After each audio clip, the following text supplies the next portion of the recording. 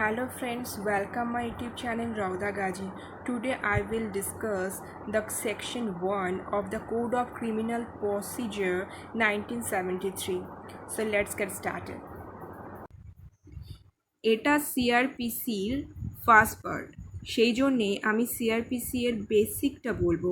যে কোনো সাবজেক্টের থ্রো আন্ডারস্ট্যান্ডিংয়ের জন্য বেসিক কনসেপ্ট ক্লিয়ার হওয়াটা খুব জরুরি, তাই তো?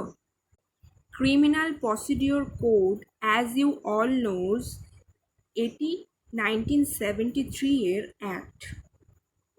ক্রিমিনাল লকে দুটো পার্টে ডিভাইড করা হয়েছে। First is substantive law and second is procedural law. Substantive law পার্টের অধিকার এবং দায়িত্বকে নির্ধারিত করে। For example IPC. আর প্রসিডিউরাল ল রেমিডিসগুলোকে প্রোভাইড করে, for example CrPC. Next is relevance of IPC and CrPC. IPC, what acts amount to various offenses and prescribes the corresponding punishments.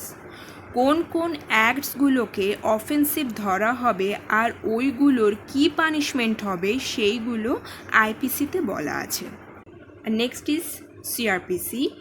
It furnishes the detailed machinery for trying offenders. অফেন্সেসের trial কীভাবে কী প্রকারে চলবে সেটা সিআরপিসিতে বলা আছে। বোঝা গেল? IPC and CrPC are complementary to each other. IPC and CrPC দুটো একে অপরের কমপ্লিমেন্টারি আছে, মানে একে অপরের সঙ্গে রিলেটেড। সিআরপিসি পড়ার সময় অনেক আইপিসি এর রেফারেন্স পাওয়া যাবে। বোঝা গেল? CrPC does not effects the special or local lodge in force in India. ইন্ডিয়াতে যে কোনো জায়গায় যদি সেখানকার লোকাল আর স্পেশাল ল যদি লাগু করা হয় তখন সিআরপিসি ওটাকে এফেক্টস করবে না। That means local law special laws of that area shall prevail over CrPC. এই লাইন থেকে অনেকবার কিন্তু এমসিকিউ কোশ্চেন জিজ্ঞেস করা হয়। বোঝা গেল? CRPC 1973 was based on 41st Law Commission report. That means 1955-এ 41st Law Commission-এ নতুন CRPC বানানোর টাস্ক দেওয়া হয়েছিল, কিন্তু সেটা 1973-তে এই সিআরপিসিটাকে বানানো হয়েছিল। That means CrPC 1973 41st law commission রিপোর্টের উপর নির্ভর আছে। Total chapter 37, total section 484 and total schedule দুটো। First schedule classification of offences and second schedule 56 forms means format.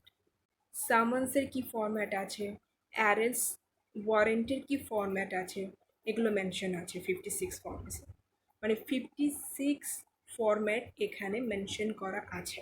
বোঝা গেল? So next point is preamble. An act to consolidate and amend the law relating to criminal procedure. Criminal প্রসিডিউরসের সাথে related লসকে consolidate করা মানে একত্রিত করা আর ওর মধ্যেই amendment করা, সো দ্যাট সিআরপিসির ফাংশনটা যাতে এফেক্টিভ ওয়েতে পারফর্ম করতে পারে। সো ফ্রেন্ড, এইসব জিনিসগুলো যেগুলো আগে গিয়ে সিআরপিসি বোঝার জন্য আপনাদেরকে হেল্প করবে। তো ফ্রেন্ড, আমরা স্টার্ট করি সেকশন 1 থেকে। Section 1, short title, extend and commencement. Subsection 1, code of criminal procedure 1973। এটা বলছে যে এই অ্যাক্টের title code of criminal procedure 1973-তে আছে। বোঝা গেল? Subsection 2, it extends to whole of India, provided that the provisions of this code shall not apply to A. to the state of Nagaland and B. to the tribal areas, other than those relating to chapters 8, 10, 11 concerned state government may by notification apply such provisions. Subsection 2 বলছে যে এই act পুরো ইন্ডিয়াতে লাগু হচ্ছে, but এটার provision বলছে যে এই অ্যাক্টের চ্যাপ্টার 8, 10 and 11 ছাড়া অন্য প্রভিশনস নাগাল্যান্ড আর ট্রাইবাল এরিয়াজে লাগু হবে না। কিন্তু এই এরিয়ার কনসার্নে স্টেট গভর্নমেন্ট যদি চায় তাহলে নোটিফিকেশনের থ্রু সিআরপিসির প্রভিশন লাগু করতে পারে। বোঝা গেল? Next is subsection 3, it shall come into force on 1st April 1974। এখানে সাবসেকশন 3 বলছে এই অ্যাক্ট 1st এপ্রিল 1974-এ লাগু হয়েছিল। বোঝা গেল? So that's all for today, and if you want that I should make more videos of CRPC or any other subject, then please share this video as much as you can and subscribe my channel and also press the bell icon for notification.